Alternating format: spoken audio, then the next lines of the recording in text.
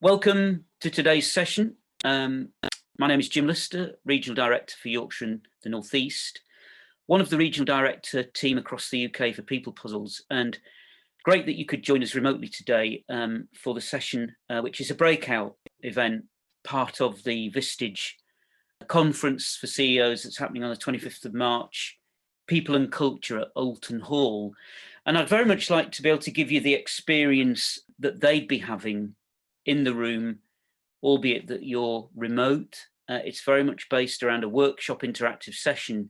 As you can see from the slide in front of you, we've called it a plan for your people, the what and the how. So really would like you to get involved, give yourself some feedback about how you think you're doing in your business against the people agenda. So in terms of today's session, probably running for about 30 to 40 minutes, very much based around the people agenda. So what is it that we're actually talking about here? And I hope that you've got in front of you your workbook printed out. You could certainly work from the slides that are going to be offered today, but it's great to have that as a takeaway for you so that you can follow this session up and go back into your business and put in place what you might want to around the people agenda. So what is it about the people agenda at the moment that's really creating quite a competitive edge to all of the people dynamics within business at the moment that I think are calling for something that's probably different? We're certainly living through unique times, and I think these 5 bullet points really try and tie that together and make the case for being on the front foot with HR as opposed to just reactively dealing with it, which maybe has been historic for your business. What are these points that they're up on the screen? Talent, of course, how we retain our best people and attract them in the first place and make them loyal to our business. And the competition around all this so intense at the moment for all of our clients that we're working with, which at the moment can be edging into over 200 across the UK. So much of their time and thought is being put into this particular bullet point. We're being told, and our own experience of this is that employees are not just looking for a job, they're increasingly wanting that whole employee experience of what it's like to work for a business and stay loyal to it. So how do we keep recreating and being imaginative about what we're offering our employees? Of course, many people are saying to us here and now, I won't work for a business that's got poor reputation. Pay is important, but it's not everything. So I want to work for a business that's got a great reputation and employer brand that walks the talk. We believe people are still your biggest competitive advantage. You're investing hugely in your day-to-day people. Are you getting the best from them? Because if you are, they will be going over and above what's expected of them. And of course, to do all of this and really understand the agenda here around strategic HR, we believe there is an element of specialism that you need in the business to help support you and develop the people agenda and a plan so that you know where you're going. Why is this so important? Well, as you can see from this slide, which I created to help kind of bring this alive a bit, thanks to my wife, by the way, Catherine, for taking this, no questions asked. And for the paracetamol that followed, but it might be that I'm trying to embody there the typically overworked manager with HR responsibilities. And of course, what we don't want that manager doing is tipping into some kind of coping strategies that could be quite negative and not giving you at all what you want from your people agenda. So I think what the overriding point here is, in all seriousness, of course, is that we put in place what we believe is strategic transformational HR. And here's a kind of angle that we're going at this from, which is, where are we now in terms of any kind of strategy? And how do we understand that? You'll see this is in your workbooks on page 3, and you might want to make some notes around that. What tells us where we are now? What's our benchmarking against best practice? What's our compliance like?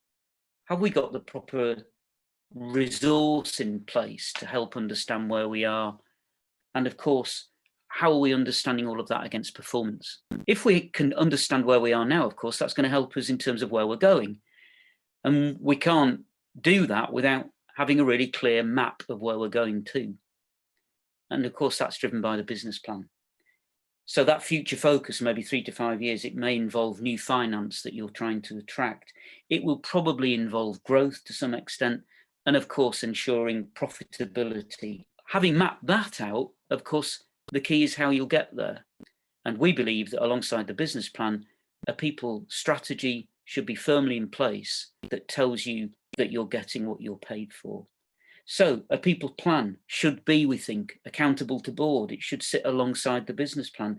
It should be fully commercially costed, both now and in the future, and should be enabled by a couple of key enablers, such as a fully operational contemporary IT system that everybody can access to its fullest, and of course, a communication strategy. Now, this whole strategic transformational piece around HR may be something new to you. It may be something that you feel you've got the beginnings of or actually is in place. But I hope the session today will allow you to really benchmark yourself against how we would go about putting that in place for you. How we do that is around our own people framework or people strategy framework, which we call our pinwheel. And I'm now going to just allow our MD, Ali Moore, just to talk you through how we work with what we call our pinwheel. And Ali will inform you about our approach. And I'll join you the other side of this short film from Ali. The first thing is what's in the middle is the business strategy.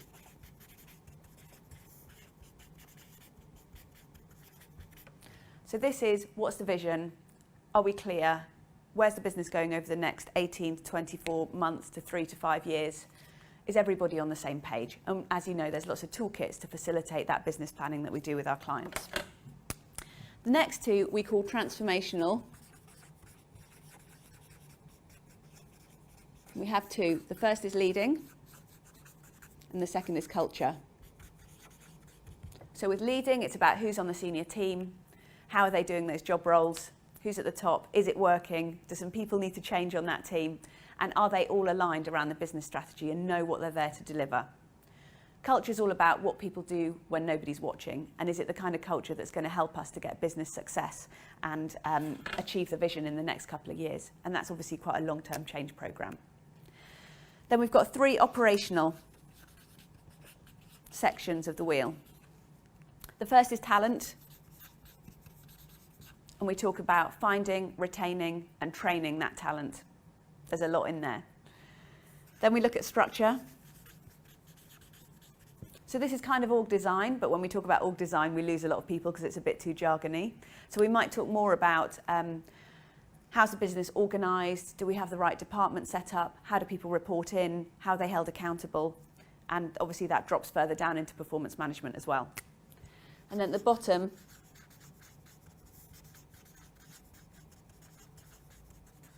people processes. So obviously there's tech in here, there's structure of how we do the day-to-day, and hopefully we're finding somebody within the business and training them up or hiring an HR administrator.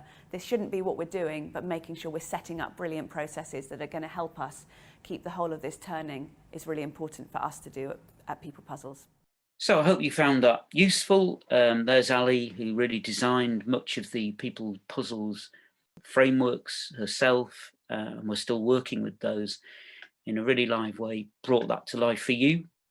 So I'm going to look at this piece by piece, section by section, and to allow you to self-assess against a traffic light system of red for where you see some warning lights flashing, amber for maybe where you're not sure whether that infrastructure is in place or not yet, or how functional it is.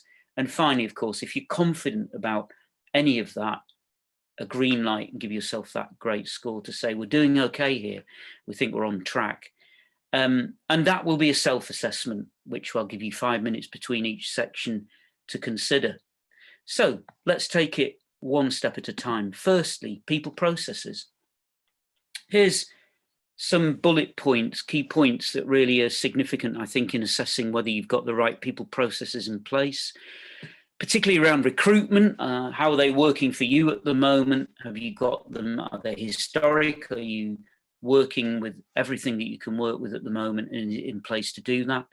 Effective performance management. How do you know that you've got the right processes in place to really assess performance at the minute? Are those handbooks, policies and processes up to date? Are they ready for the future, and particularly in terms of onboarding new members of the team? Compliance. Are you up to date with modern legislation, current legislation, particularly, for example, around contract legislation from 2020? And of course, some of those great HR metrics that tell you whether this is working or not around attendance, retention. Have you got the training plans in place, and are they meaningful for people? Have you got any employment relations issues running at the moment? And what's your engagement scores, and how are you following up those engagement scores with a plan of how to improve them? So I'm going to give you 5 minutes just on your own to think about those and to mark yourself against the traffic light system.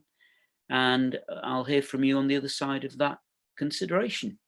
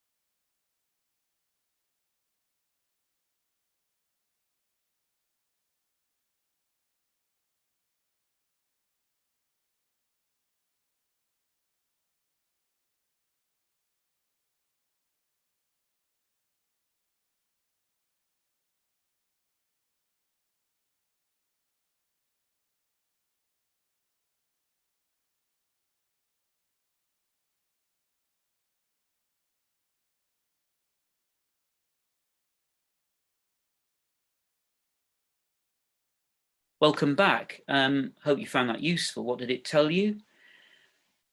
One of the things at the moment that's really pushing this agenda is point two, really, from our perspective. How do you know how your people are doing? Have you got the right performance management framework in place?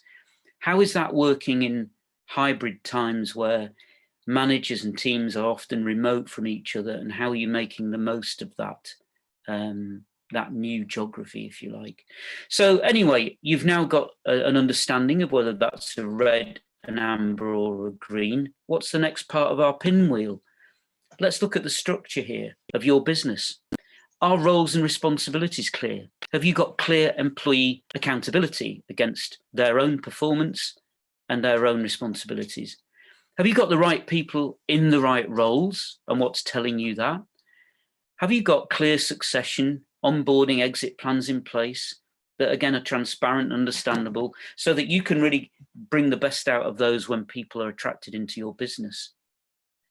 Have you got the right pay and reward structures in place? And particularly, are those reviewed and transparent as much as possible? And is there an agreed resourcing plan that, if we did go towards growth, is there to enable that growth to happen or hold us back inadvertently? And of course, that whole workplace design piece around our offices, home working, etc., and the push and the pull around that. So again, another 5 minutes for you just to break out yourself and think, how am I doing against these 7 indicators? Does that tell me that I've got red, amber or green lights flashing here? And I'll see you on the other side of that.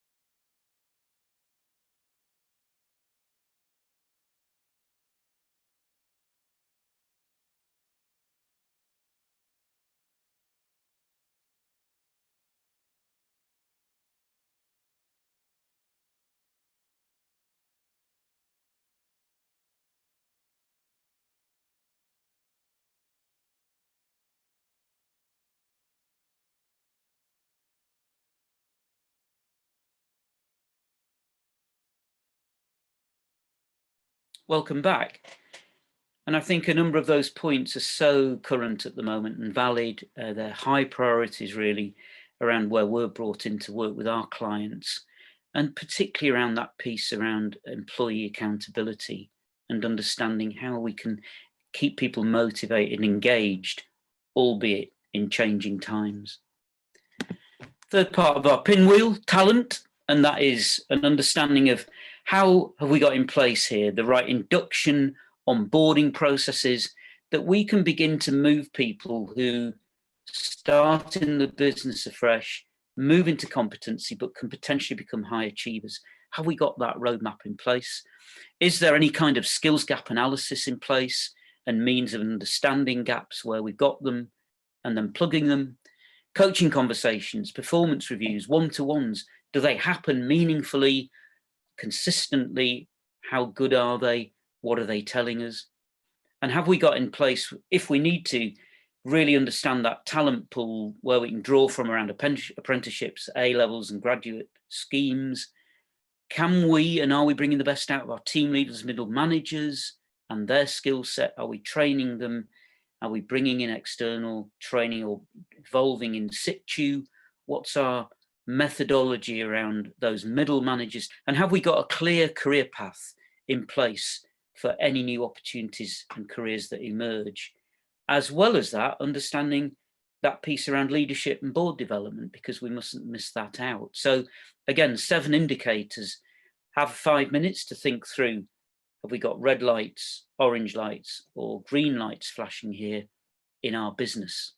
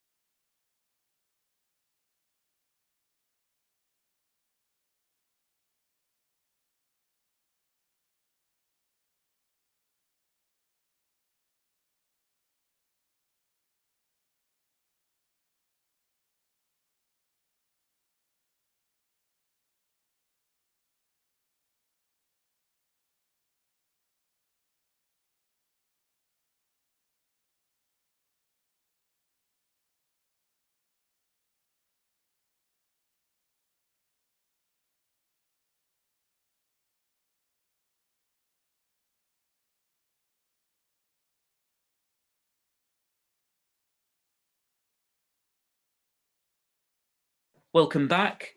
Hope you found that useful. One or two key points there. I would say probably around that middle management tier of people. Are they bringing the best out of their teams and making them accountable in a good way? And how skilled are they in doing that? A lot of pressure around that mid-team at the minute and getting that right. And to the next part of our pinwheel, the culture. Let's look at your culture and think, are the values and key behaviours defined by everybody and understood? Are they incorporated into our everyday of working? Because of course, culture is often defined as the way we do things in any business. Are you hearing the employee voice through pulse surveys, for example? And if you are, and taking some kind of scores, are you then acting on them and putting plans in place? What employee recognition tools are live and kicking in the business and transparent? And does your internal culture match what you're saying out there in terms of your employer brand, so that the two things are congruent? Do people want to work here? How do you attract good talent? What's being told about your story out there? And how do you demonstrate that employee well-being and flexibility in working terms are important to the business and then demonstrated, so that we can really keep an eye on that whole agenda around employee well-being? So again, take some time just to think through, give you 5 minutes and come back on the other side.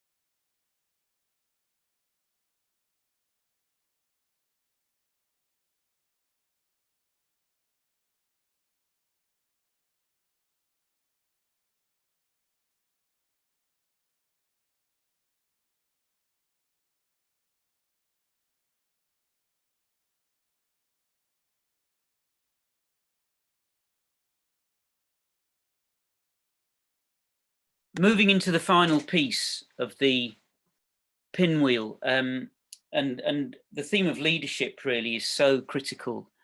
How are we demonstrating that we are exhibiting the right behaviours, that we've got the calibre around the exec board table that we require? And how are leaders fully aligned to the values and business goals of your business? Are we clear in terms of our internal communications, and are we cascading those communications throughout the business? Do the leadership team walk the talk of those values and behaviours? And is there an ongoing senior leadership team development plan in place? Again, take a bit of time to think those things through and measure yourself against the traffic light system.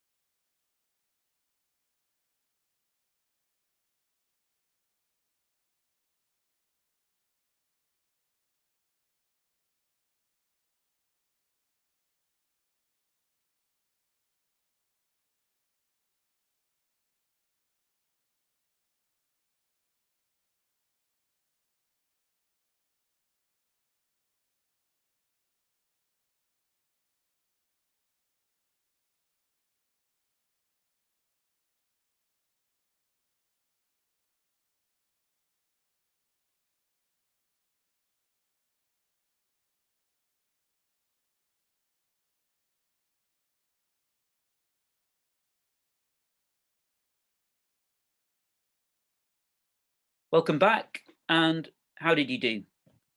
I think probably there's just something in all of this, isn't there, which is an honest reflection of where we are at senior level to be able to get across what we want to get across in terms of our people agenda and our role modelling, that I think is difficult sometimes to address, but has to be in order to get to where we want to go. So how have you done against the scoring of the 5 points of our pinwheel? What's that telling you? How many red lights, how many amber, how many green? And what do you now do with that short insight into that world of the people plan that you might evolve for your business or are running with at the moment or need to improve? And I think part of this is you taking that back into your business, sitting with people who at the moment are responsible for the HR element. You can download this workbook as you wish. Also, from our perspective, People Puzzles, what we're trying to make sure here, of course, is that you don't revert back to that, because there is a risk here that, we don't change things, that things are just left the same. And that would be a shame, wouldn't it, in terms of missing the opportunity and allowing the stresses and strains to continue on those managers. Here is an offer really around ourselves. We have a health check on our website. Feel free to go into that. It's free, of course, and that will tell you against the pinwheel how you're doing, and that will give you a printout. Any of your team can go into that health check and do the same. It's often useful to compare scores, so feel free to use that as you wish. And obviously, we look forward to hearing from you in the future if there's anything we can help with. Thank you for attending this session and hope you found it really beneficial. Cheerio for now.